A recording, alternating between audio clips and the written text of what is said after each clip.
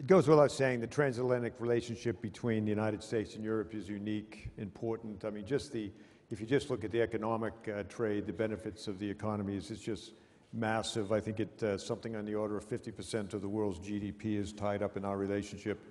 But our mutual investment is even more because it involves our freedoms, our democracy, our human rights, and the rule of law. Terrorism and transnational crime threaten these values in our cherished way of life. Nations around the world, many of them represented by leaders in this room, have suffered, have experienced the scourge of terrorism. Terrorist attacks on our people and our nations, and it doesn't matter what nation and what people, are an insult and an assault on humanity. Like you, I'm very concerned about the radicalization that leads to violence and terrorism against our societies and against our values. I am particularly concerned about the travel of people to the combat zones around the world, but particularly in the Middle East, that have fought with ISIL and other groups, and who may later and are, in fact, returning to home countries in the West to commit attacks against our homelands. As the situation in Syria, in Iraq, and other conflict zones change, the return of these individuals to attack our countries, our homelands, will very much increase. The Department of Homeland Security, the organization that I am privileged to lead, stands with you, all of you, in our shared efforts against these threats. In the United States and Europe, we are challenged to invest more resources in counterterrorism and border security capabilities. I'd like to highlight in particular the work of our European partners who have increased information sharing, including sharing among intelligence services, law enforcement, and border authorities. Passage and progress toward implementation of the EU Passenger Name Record Directive, PNR. Enhanced screening of travelers at the UN's or the EU's external borders while complying always with personal privacy rules, and the establishment of the European Counterterrorism Center and the European Migrant Smuggling Center at Europol. But there's more work to be done. Throughout my career, I've been fortunate to work with a broad range of international partners tackling some of the world's most critical missions. As the Secretary of Homeland Security, I certainly look forward to continuing this work with all of our international partners to combat terrorism around the world. Aviation security, a critical component to our counterterrorism strategy. Aviation has been targeted for terror attacks and still is being targeted for terrorist attacks, and there are some vulnerabilities. We saw that on 9/11, and we saw that last year in the bombings at the Brussels airport. If you want to protect travel, you have to know who is traveling. Over the years and since 9/11, the United States has developed a very sophisticated vetting process to screen travelers. We collect and analyze advanced passenger information and passenger name record data on PNR. It's been very useful in identifying passengers who may pose a risk to U.S. national security and public safety. This data includes travel dates, itinerary information about tickets, baggage, and method of payment.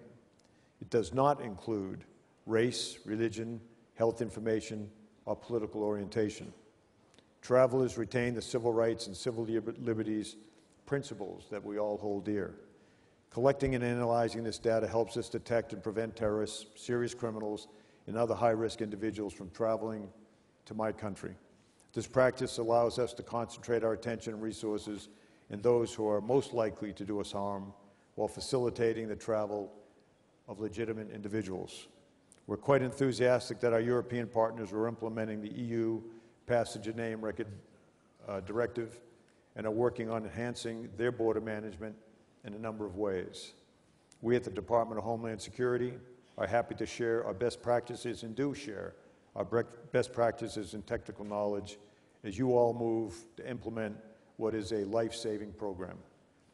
If we're going to stop terrorists from coming into our countries with a destructive mission, we need information about who is traveling, where they're traveling, and why they're traveling.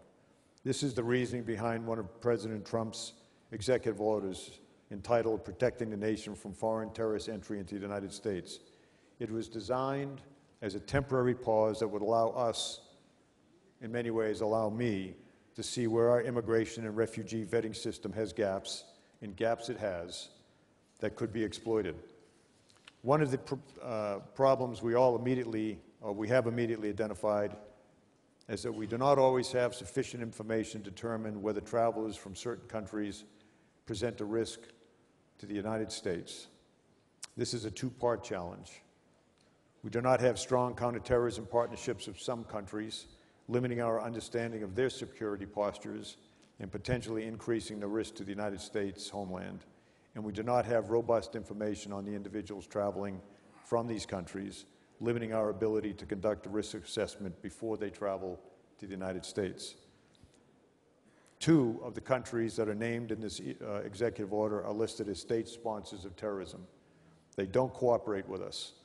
They don't have a relationship with the United States like our European allies do. 4 of the countries listed, we don't even have U.S. embassies there. No one to help us in the initial vetting process.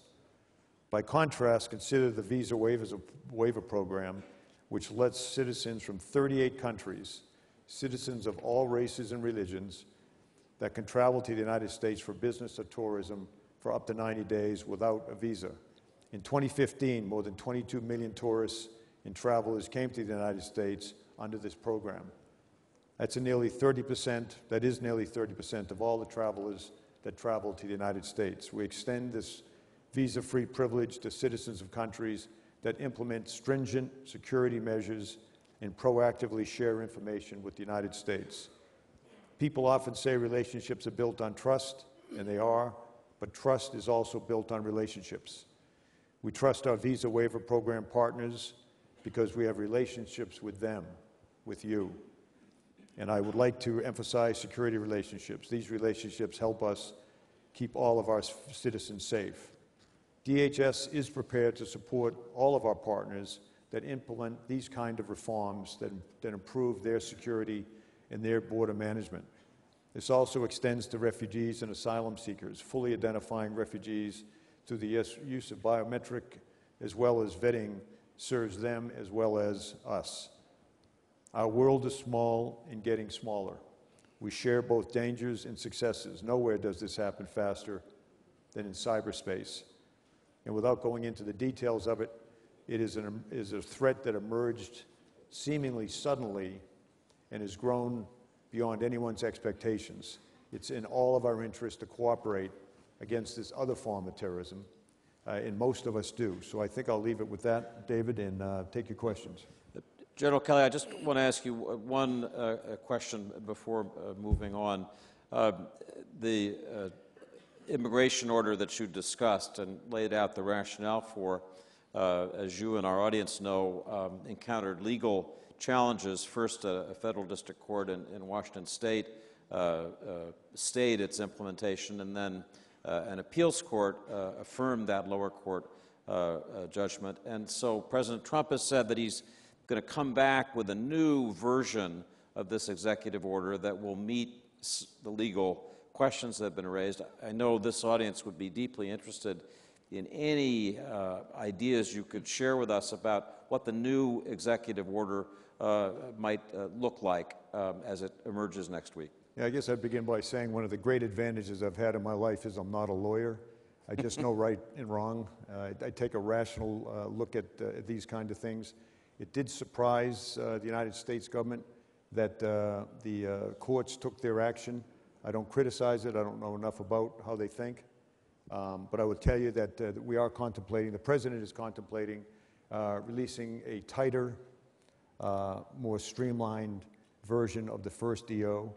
And we will have this time opportunity, I will have opportunity to work a rollout plan, in particular to make sure that there's no one, in a sense, caught in the system of moving from overseas to our airports, which happened on the first release. So that's where we are on that, David. So people who have valid visas will be allowed to enter. People who have green cards will be allowed to enter, I'm assuming. It's a good assumption. And as far as the visas go, again, if they're in motion from some distant land to the United States, when they arrive, they will be allowed in. That said, we will have a short phase-in period to make sure that people on the other end don't get on airplanes. But if they're on an airplane and inbound, they'll be allowed to enter the country. And this, again, is just a pause until we look at a number of countries, 7 in particular, and look at their vetting processes, how reliable they are, and I would tell you right now they're not very reliable, and find ways to vet in a more reliable way to satisfy us that the people that are coming to the United States are in fact coming for the right reason.